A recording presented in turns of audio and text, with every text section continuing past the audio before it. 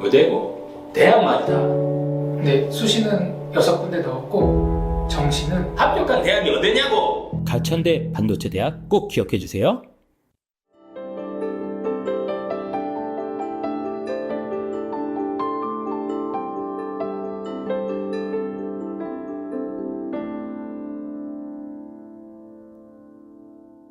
안녕하세요. 입시왕 라운지 진아쌤입니다. 운영쌤입니다. 채원쌤입니다. 네, 오늘은 저희 입시왕 주니어 컨설팅 시즌2를 맞이해서 저희가 오늘도 어떤 케이스의 학생의 아주 상담 사례를 유익한. 가지고 왔습니다. 네. 그래서 오늘도 지난 시간처럼 한번 상담 사례를 가지고 또 세 분의 선생님들과 함께 다양한 또 이야기를 한번 나누어 보도록 하겠습니다.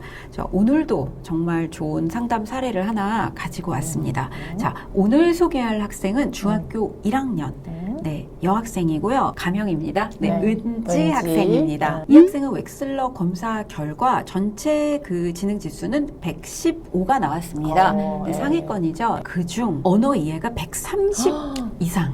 매우 뛰어납니다. 상위 3% 이상. 네, 작업 기억과 처리 속도는 그냥 평균 정도의 수준으로 나왔고요. 그런데 시공간과 유동 추로는 평균보다는 조금 낮은. 네, 완전 문과형 친구. 네, 그렇습니다. 자, 이 학생 어떤 특징을 가지고 있나요? 자, 이런 학생은요, 아주 아가 때부터 말을 빨리 했을 가능성이 좀 크죠. 그렇죠. 물론 성향에 따라 살짝은 다르겠지만, 이제 여러 이제 단어들을 잘 활용해서 문장을 빨리 말했을 터이니 어머님께서 우리 딸은 천재가 아닌가?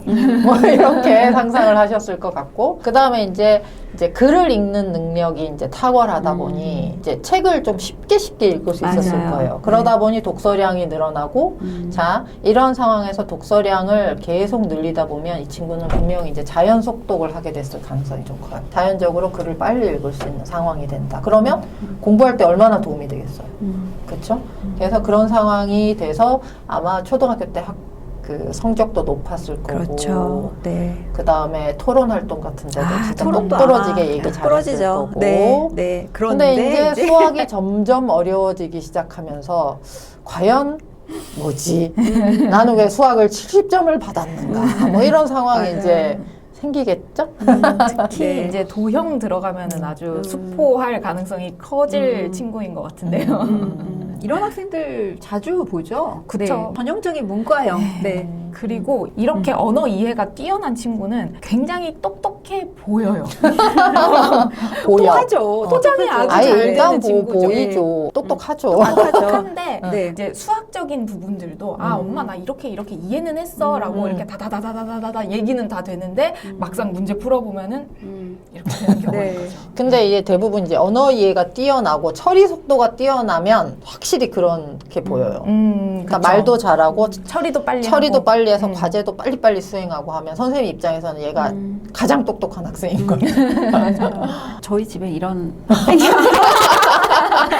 전형적인 저는 이 케이스를 보면서 아니 제가 보냈나 할 정도로 걔 아니야? 그냥 딱 이런 학생이 저희 집에 한 명 있습니다. 아, 네, 맞아. 어렸을 토론을 때부터 아주 잘한다고 매우 얘기 잘하고 들었어요. 언어에 대한 그 감각도 뛰어나고요. 언어 이해도 빠르고 뭐 독서나 뭐 이런 게 하고 그냥 수학만 없으면 돼요.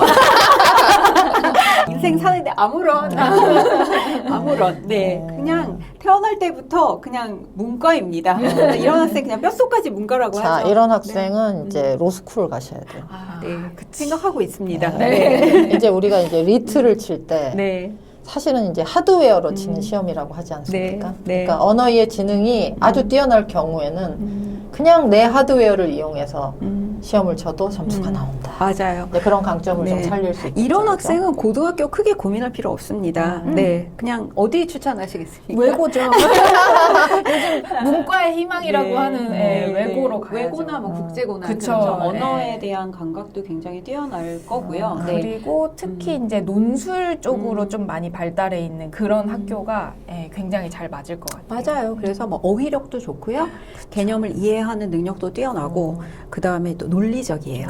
네, 그래서 성향까지 받쳐준다면. 네, 그래서 네. 외고나 국제고는 아무래도 뭐 읽고 쓰고 말하고 듣고 이런 언어 중심 학습, 그렇죠. 또 토론을 또 많이 보고서 하잖아요. 많이 내야 되니까 네, 네. 어떤 논술력이 있는 건 그래서 중요하고요. 이 학생은 진짜로 외고 국제고의 특성과 매우 일치하다고 그쵸. 저는 완전. 개인적으로 네 그렇게 생각이 됩니다. 그리고 이 학생의 유일한 단점은 어쨌든 제가 잘 알아요. 진짜 수학에 대한 스트레스가 상당하거든요.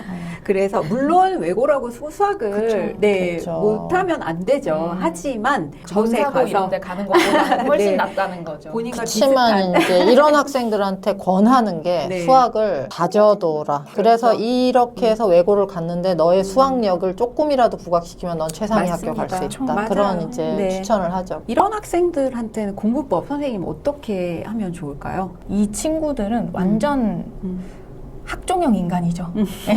그래서 본인이 후속 활동 같은 게 진짜 잘 시키지 않아도 아주 잘 할 친구인 것 같아요. 예, 맞아요. 그래서 아까 말씀드린 대로 글쓰기나 뭐 논술 같은 것들 굉장히 잘 할 거기 때문에 사회 과목 같은 것들은 개념에서 뭔가 연결해서 그런 후속 활동을 한다든지 네. 혹은 본인 생각 정리해가지고 뭔가 발표를 한다든지 이런 것들이 굉장히 뛰어난 친구일 거기 맞아요. 때문에 예, 그래서 그런 부분에 조금 중점적으로 힘을 쏟고 공부 같은 경우에는 아까 뭐 말씀드린 대로 이 친구도 아마 시각적인 부분들이 조금 뛰어나 있는 친구인 걸로 보이는데 예, 그러면은 이제 쓰고 정리하고 혼자서 뭔가 논리를 만들어내고 하는 것들로 공부를 하게 되면은 아주 효과가 좋아지는 맞아요. 거죠. 어쨌든 이 학생은 또 부모님께 한마디 하신다면 이미 이 학생은 이제 언어적인 역량이 뛰어나기 때문에 국어나 사회 같은 경우에는 뭐 선행을 굳이 하지 않아도 그 상황에 맞춰서 본인의 흥미에 따라 공부를 하면 굉장히 즐겁게 잘하고 성적을 잘 받을 가능성이 있기 때문에 저는 이러한 상황일 때는 학생을 좀 설득시키는 편이에요.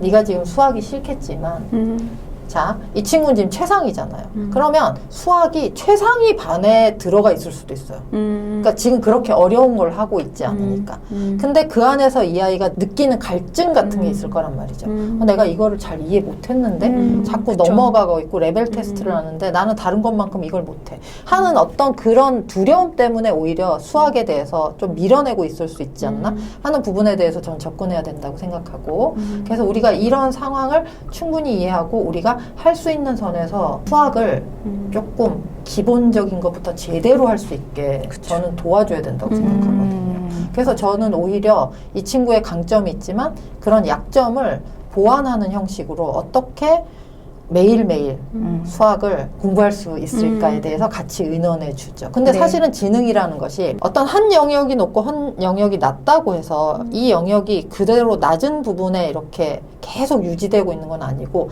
이 높은 하나의 영역 때문에 둘의 작용이 상쇄되는 그런 효과도 있을 수 있단 말이죠. 그리고 수학 같은 경우에 서술형 문제 같은 데는 이 친구 강할 수 있잖아요. 그렇죠. 맞아요. 그러니까 최대한 수학을 놓지 말고 기본 이상의 어떤 개념 체득, 그 다음에 내가 풀 수 있는 그 범위 안에서 문제를 열심히 풀고 맞아요. 잘 준비해 나가야 된다 하는 네. 그런 부분에 대해서 네. 조금 말씀을 좀 드립니다. 그러니까 수학을 못하니까 난 포기할래, 불안해, 막 이런 게 아니라 포기해도 되나요? 이런 말씀을 좀 가끔 하신단 그쵸. 말이죠. 맞아요. 예. 근데 최대한 포기하지 않고 이 아이가 할 수 있는 방향으로 뭔가를 네, 할수 있는 제시해주는 게 선에서. 당연하죠. 중요한 네. 거죠. 이렇게 저희가 웩슬러 검사를 해보면 이 아이의 강점이 어느 그렇죠. 부분에서 강점인지 또는 보완해야 될 부분이 어떤 점인지를 이제 명확하게 알 수가 있습니다. 그래서 전략이 나올 수 있는 거겠죠. 그렇죠. 그래서 오늘은 좀 언어형, 그렇죠? 언어형 잠재력이 매우 높은 학생을 주제로 한번 이야기를 나눠봤습니다. 저희는 검사 결과를 뭐 해석에서 멈추는 것이 아니라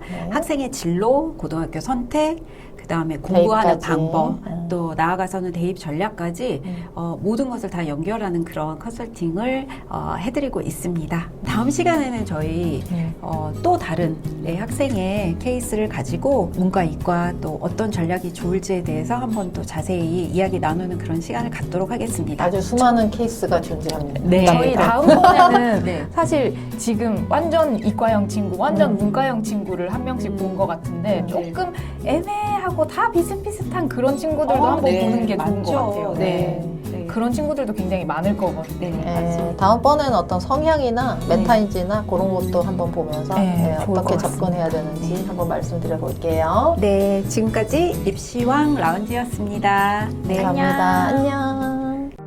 공부하는 데 방해될까봐 오늘도 하고 싶은 말을 참았습니다. 입시 고민 더 이상 참지 마세요.